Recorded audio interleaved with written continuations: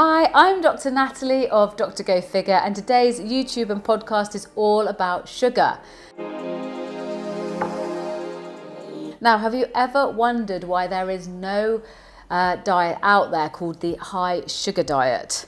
We've got high fat, we've got high protein diets, we've got combinations of everything, but we never talk about the high sugar diet.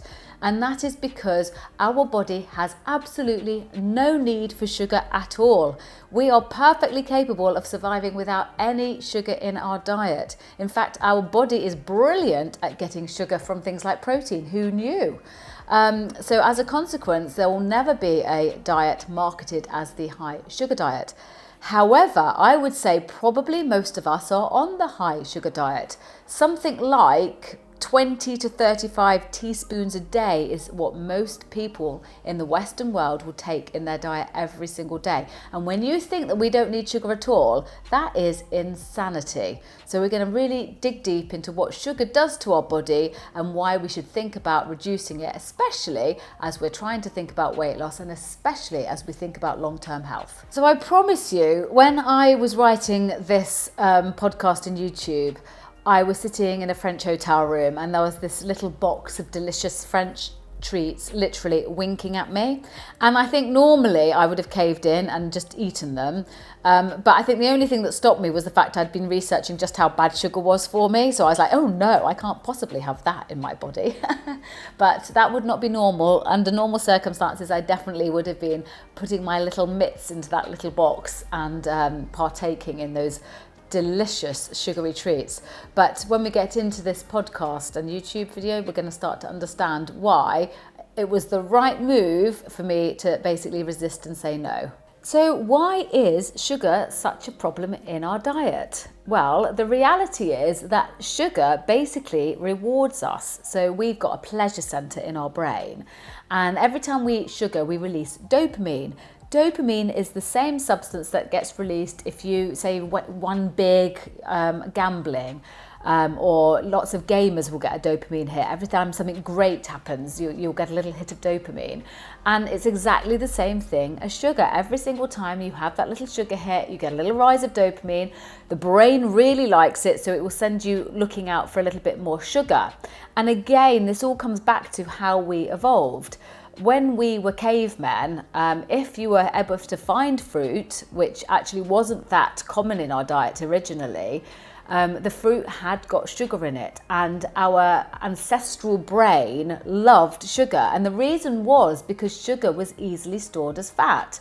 So finding fruit on a tree or on the bushes was something that was really programmed into us, because when you were going to be worried about surviving through the winter, anything that was going to store itself as fat was going to be a good thing. So our brain is programmed to go and seek out the sugar. The reality is, though, as a caveman, we had barely any sugar in our diet, and of course now it is absolutely everywhere. So our brain's programmed to want the sugar, but it's doing terrible things to our bodies. And when we're thinking about weight loss, obviously, we are thinking about how do we burn off the fat.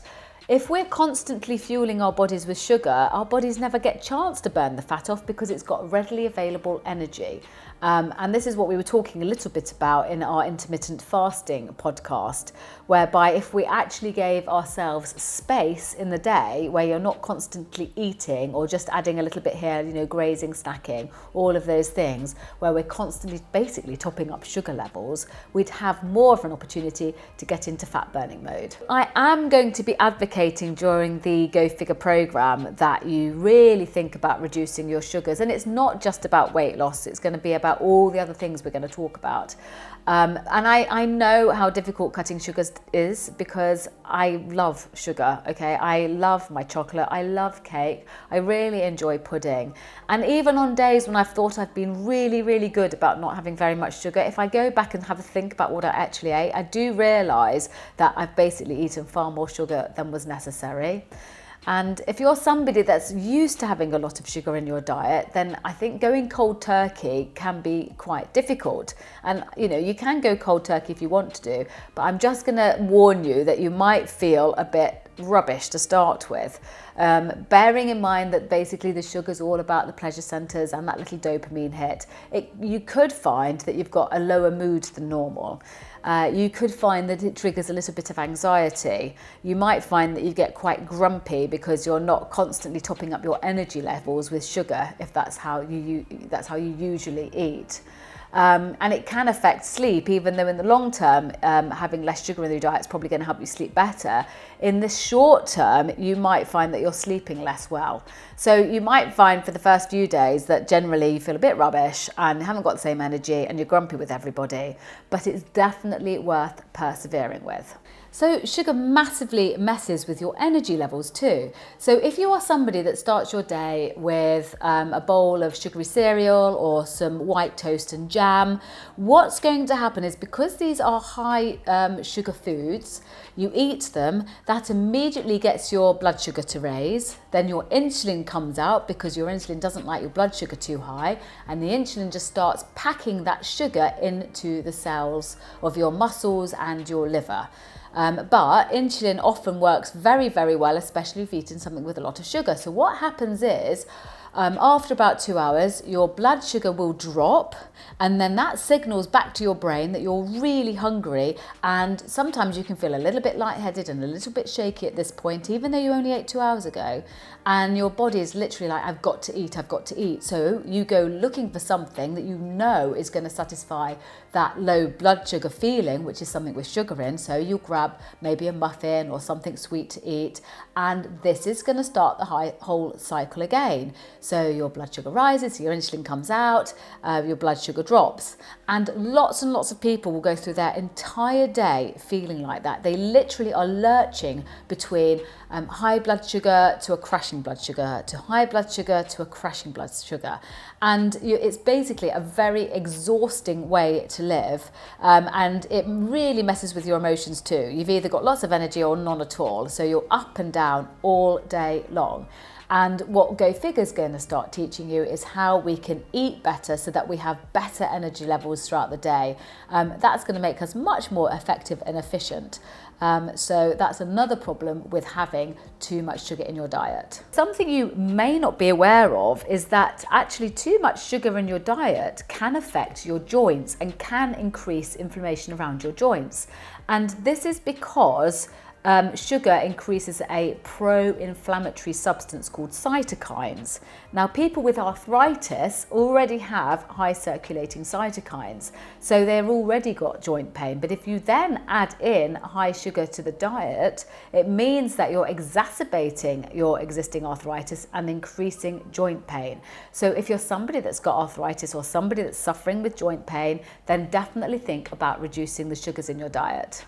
I've been a cosmetic doctor for the last 15 years, and obviously I spend most of my time looking at people's skin and helping them with lines and wrinkles. But did you know that too much sugar in your diet is also affecting your skin? Now, people who suffer with acne may appreciate that if they have too much sugar, their skin worsens. And this is because the insulin also promotes increased activity of your sebaceous glands, which are your oil-producing glands in your skin. So your skin becomes more oily, which is part of the cycle that's happening in acne. Now, it's not just about acne, it's also about premature skin aging, because a process happens in your skin called glycation. So if you have got glucose molecules sitting in the skin, they attach onto your protein molecules of collagen and elastin. Now, collagen is what makes your skin nice and plump, and elastin is what makes your skin tight. If you've got glucose added into this and you get this glycation happening, it means that it's affecting the collagen and the elastin molecule. Your skin is less plump, becomes more rigid, starts to sag a little bit. This is where we start to see more lines and wrinkles, and there's also a potential discoloration of the skin that happens too. So too much sugar is not just about putting on weight and then creating saggy jawlines, but it's also affecting how your skin ages too. Lots of people suffer with bloating and trapped wind and rightly put it down to what they've been eating, but most people are not associating these symptoms with sugar. Now, sugar is definitely causing some of these problems if you've overeaten sugar, and the reason being is because normally sugar is broken down in your small intestine, but if you've eaten too much sugar, it means it's passing through to the large intestine where it's causing a growth of bacteria, which is adding to this bloating and gassy effect. So definitely reduce sugars if these things are happening to you. It can definitely make life feel a little bit better. Sugar also affects our immune system. So if you're somebody that's been quite careful throughout COVID and you thought, I'm going to go to bed earlier and I'm going to take my vitamins and supplements and I'm going to walk more and all the things that we now know will boost your immunity, these things can get undone if you basically have too much sugar, because for about 5 hours after something very sugary, your whole immune system dampens down. And this is because the sugar is activating a protein called protein kinase C.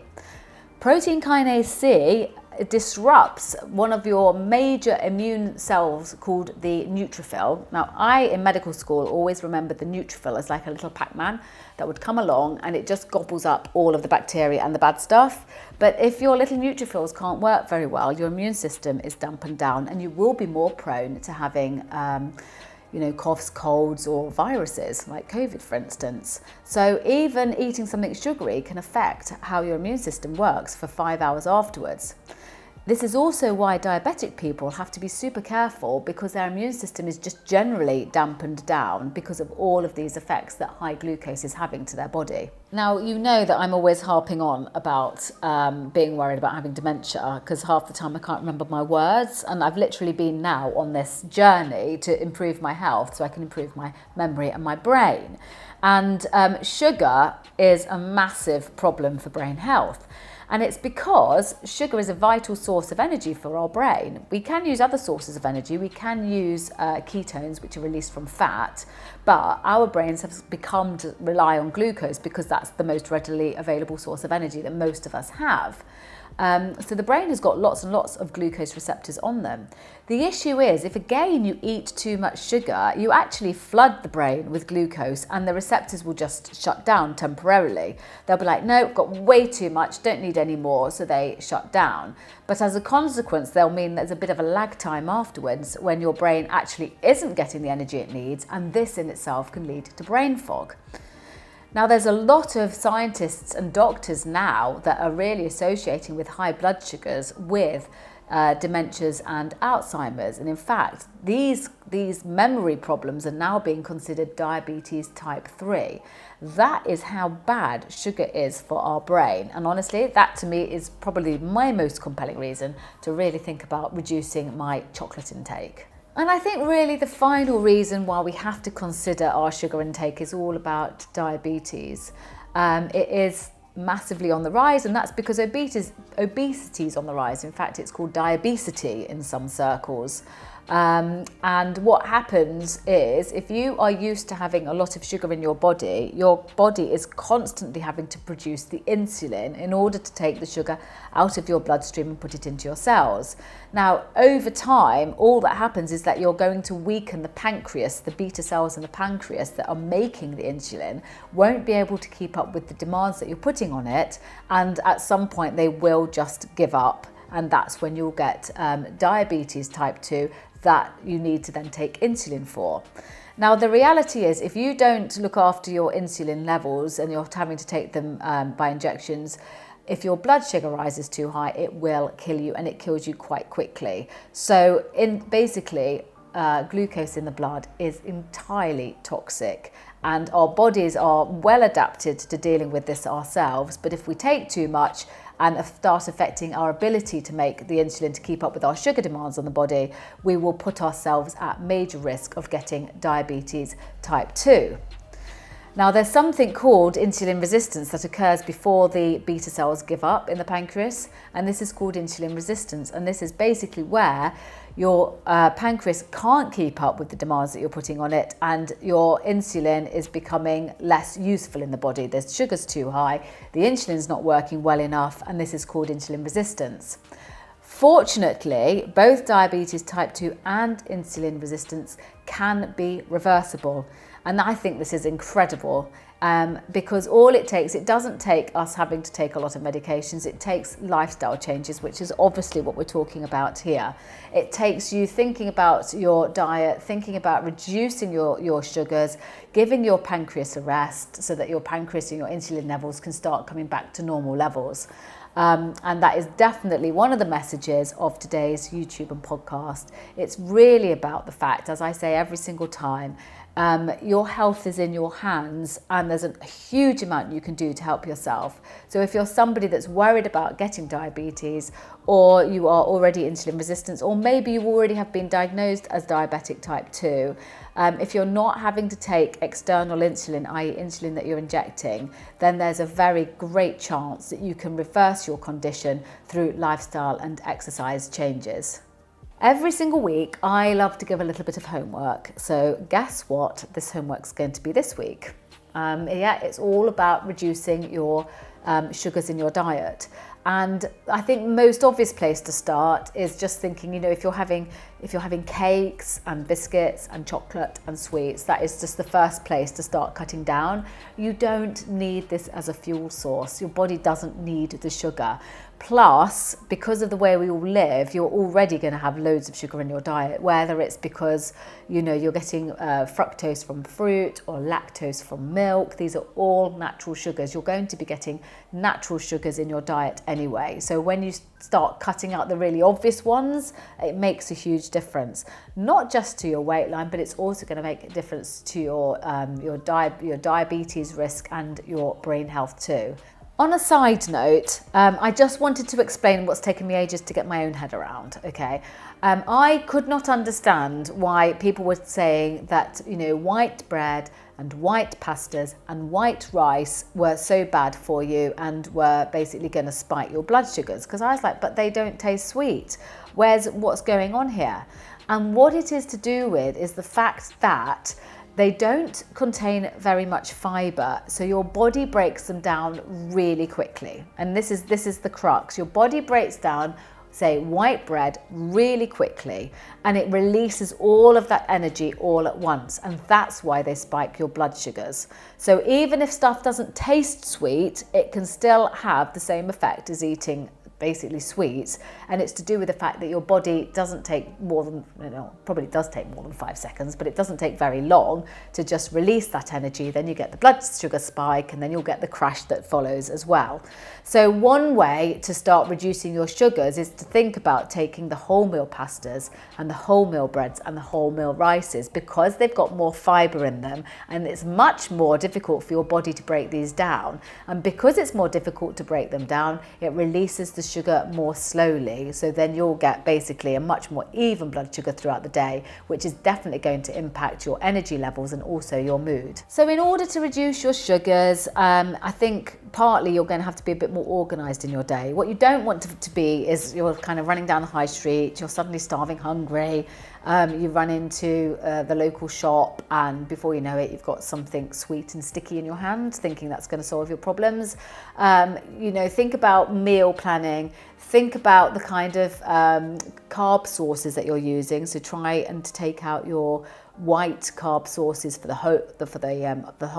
wholemeal ones, and also just be a little bit organised. If you can know what you're having for breakfast, and then you've maybe got a lunch prepared, and you know what you're going to have for your dinner, you're going to be far less likely to sort of fall off the wagon and end up down the sweetie aisle.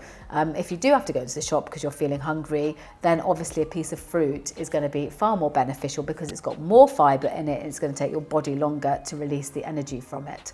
So that, in a nutshell, was my quick scamper through why sugar is so bad for us and why we need to have a rethink and reduce our sugar intake.